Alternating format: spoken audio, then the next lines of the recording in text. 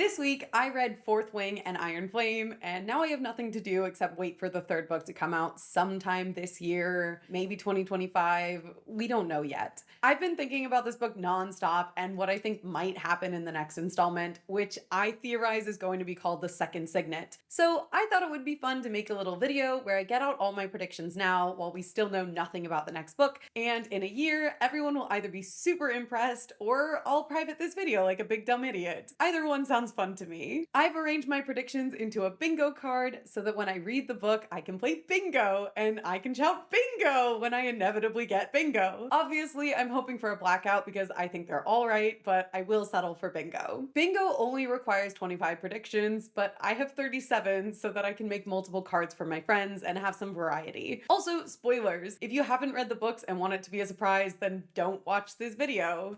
Starting with the free space, I want to go with something obvious here that I'm sure is going to happen, but I'm also trying to be bold. So free space, Xaden's mom returns and she knows how to cure venom. Both books hinted at Xaden's mom and book 2 confirmed that she wasn't killed, so I think it's fairly obvious that she's coming back and I'd like her to have some useful info. 2. Rhiannon is made wing leader. Rhee's the best and she absolutely deserves it. If they continue with the school curriculum thing, she's the new wing leader. That being said, book 3 is going to go all Deathly Hallows, and Violet will not be graduating from school because it's time to go to all-out war. They'll still train, but she and several other third years are going to be pulled to protect outposts and fight in battles. Violet is finally training with someone other than Xaden, which is super important because she needs to know other styles before she has to fight him in book 4. Number 4, Xaden breaks the bond between him and Violet, and it is devastating. 5, Violet rides Andarna in a really important / triumphant moment. Most likely she falls off Taryn in battle and he can't get to her in time, so Andarna grabs her. I know they kinda did this in book 1, but I think Andarna is going to be able to handle Violet this time, whereas last time she was kind of like, "This isn't flying, this is falling with style." 6, Xaden leaves and goes to the Venom. Book 3 is going to be the Twilight New Moon of the series, and Xaden is going to leave to protect Violet from himself. We have to leave Forks. For the record, this one also feels pretty obvious to me, and I'm pretty confident about it. 7, Varish was Venom. Varish was always acting super evil, and he kept Jack Barlow a secret, so I feel like it makes sense for him to have been secretly Venom, and to reveal that to the audience. He had that weird line about controlling the dragons, and that felt very Venom-coded. Speaking of Jack Barlow, number 8 is that he dies! Again! I hate that man. 9, Xaden goes dark around the midpoint, and he drains from Violet in the process. It's gonna be super devastating, and I'm gonna cry when I read it. I will count this one as completed if he drains from Violet, goes dark at the midpoint, or if I cry.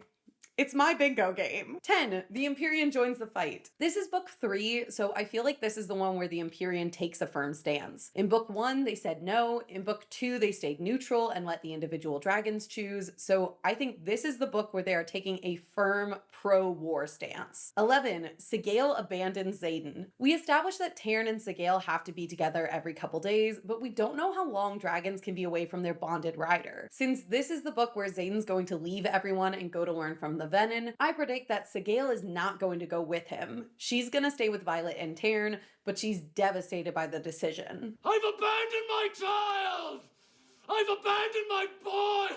12. This also seems like a pretty obvious one, but I'll say it anyway. The wards at Eratia fall completely, and everyone from there moves back to Navarre. And when those wards fall, Xaden helps the Venom take over Eratia. He's the Duke of Eratia and the heir to the throne of Tyrandor, so I think it makes sense for him to want to be there, evil or not, and Eratia would be the cool new Venom HQ. 14, Andarna mates with Aric's blue clubtail. There was a line in book 2 that mentioned Aric having a really gorgeous male dragon, and maybe it's cliche to have another love triangle, but Andarna needs to have some babies to continue the special dragon bloodline, and she's gonna do it with the hottest, most powerful dragon around, which would be Aric's. 15, because Andarna mates with Aric's dragon, Violet and Aric are now bonded mentally, preferably after the loss of Xaden, so she has this new bond with Aric, and it isn't the same, but it does help her feel connected. Also, Aric's dragon is really nice. He's just a big sweetheart. 16, another downer ending. This book is the midpoint of the series, book 3 out of 5, and usually in a happy series, the midpoint book is a downer, so the series finale can be upbeat. I love a happy ending, and I want Xaden and Violet to be a happy couple ASAP, but I'm also a long-term planner. I want them to be endgame, and the only way that's gonna happen is if books 3 and 4 end very sadly.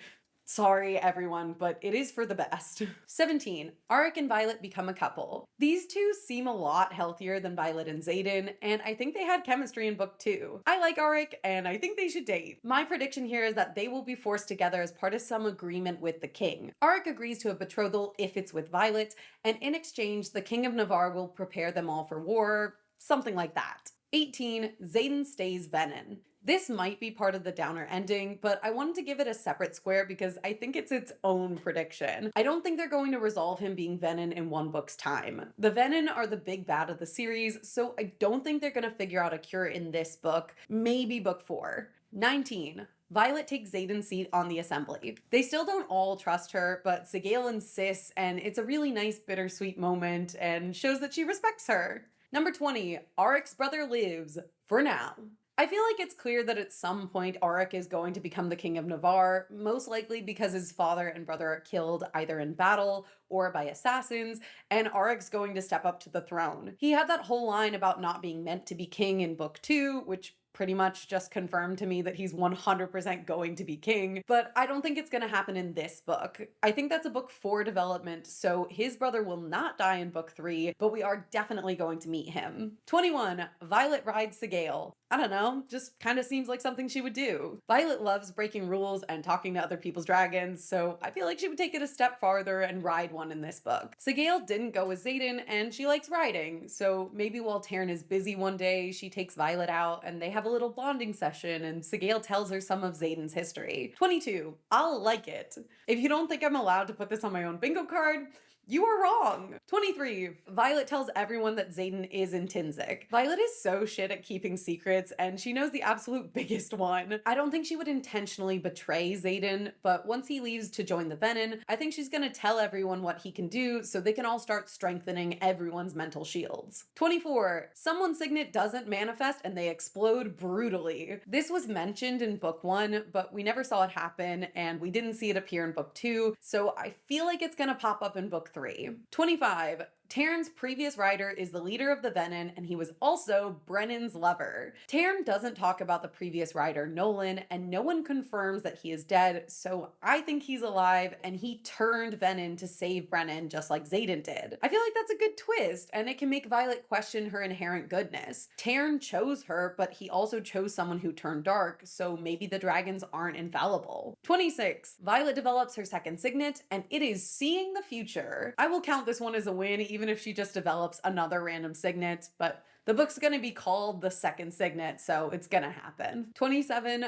4 sex scenes. Book 1 had 2 of them, and book 2 had 3, so I think we're bumping it up to 4 in this book, and half of them will be with Xaden and the other half with Auric. 28. Auric has a super strong signet. I don't know what all the options are, but we're told that signets are based upon what the person needs, and Auric needs to be the strongest so he can be king and protect everyone in Navarre. He's also special, so I'm thinking that he's got necromancy powers and he can wield ghosts. But it would be kind of funny if he was just also a shadow wielder. Bonus points if he discovers it while having sex with Violet. 29. No Dane-Violet romance for the whole book. Xaden leaves, and when he does, Auric just fills the space immediately. There's no room for Dane at all. The fans really, really hate Dane, and I just don't think he's powerful enough for Violet. They might kiss again, but there's no romance between them, and I actually think Dane is going to end up with a guy eventually. 30. Sloane can siphon Venin. If she gets her hands on them, she can siphon their energy. She uses this to keep Jack and the other Dark Ones in check, and she has to use it on Xaden at one point, which will also be devastating. 31. Kat is going to ride a dragon. Not for long, but Sigale will save her in some battle and give her a brief ride to the ground. I know I'm expecting a lot out of Sigale, but she's going through it, and I want to give her something. 32. Auric helps Violet read all the books in the King's Archive. Not a big prediction, just something I'd like to see. 33. Violet has finally figured out that the Venin can dreamwalk. I don't know how she never put this together in book 2, but that sage was dreamwalking, and she's gonna figure it out and try to dreamwalk to Xaden when he's gone. 34. Sawyer gets a cool prosthetic just like Hiccup from How to Train Your Dragon, and Taran helps design it because he's a little designer guy who secretly loves fashion. They're not gonna say it like that, but I'll know. 35, they capture a Maven, which is the general of the Venom. There's a line in book 2 that no one has captured one alive, and in book 3, they're going to catch one. Set up and payoff, baby!